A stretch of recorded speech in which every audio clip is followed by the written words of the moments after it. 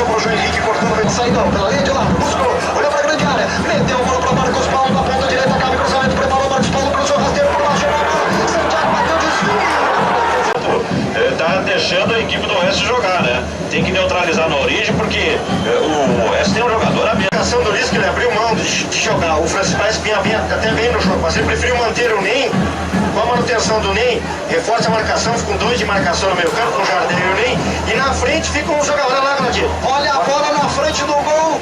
Jogou, né? Juventude trocou, entrou o Diogo Oliveira, saiu o Ney. Mas no lance anterior, meus amigos, antes que o Juventude cobra a falta, que é muito bom de novo.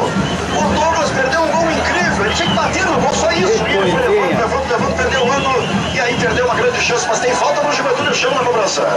Aqui dentro o Caxias, Marcos Paulo faz boa jogada pela ponta direita, o cruzamento sai fechado, corta a defesa linha de fundo, escanteio.